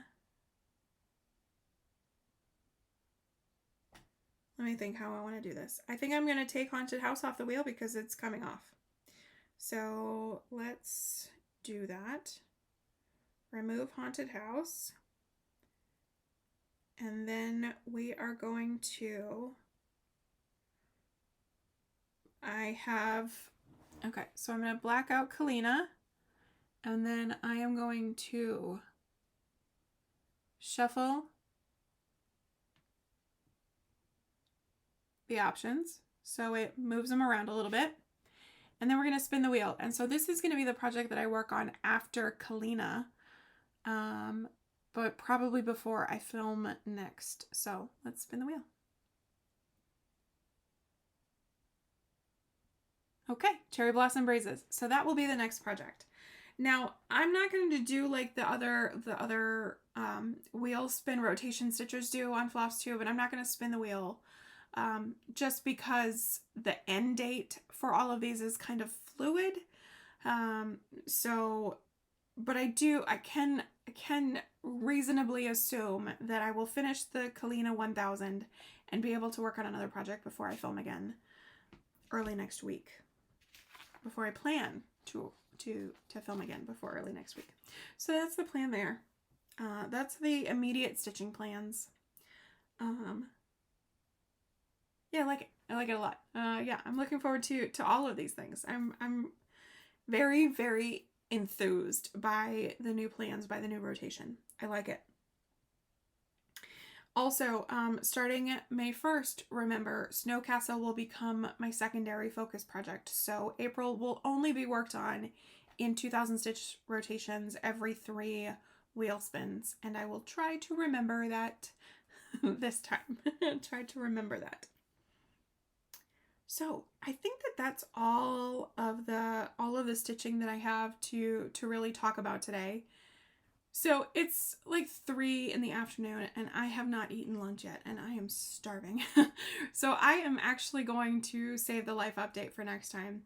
I want to talk about the trip to Las Vegas that my husband and I took, or that we were fortunate enough to go on. I would love to be able to talk about that as well as the other things that are going on, but my stomach is rumbling and it's so late. It is so late. So I'm sure you heard that. Forgive me. So I am going to actually head off here and get this edited so that I can get it posted for you tomorrow. And I will do the life catch up in my next update video, as mentioned, early next week.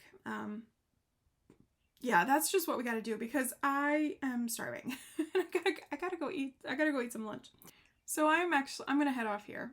And so I just want to thank you all once again so much for watching. Thank you for sticking with me for this very lengthy video and for my rather lengthy absences. Thank you for your continued support of me and my channel. I can't tell you how much I appreciate that. It is so, so wonderful to have the stitching community. I have been, you know, agonizing over my change up of my plans, and I think that if I try to talk to my husband about it one more time, his eyes are going to roll all the way back in his head and they're going to get stuck there. You know, so I say all of that because I know that the stitching community gets it. I know that y'all get it. Maybe you don't agonize over plans the way that I do, but you still understand the desire to always stitch more and to figure out how to do it. So anyway, just thank you. Thank you, stitching community, for existing, and thank you for hanging out with me. And I am going to head off. Happy stitching, everybody. As always, be kind, take care of yourselves, and I will see you in the next one. Bye, y'all.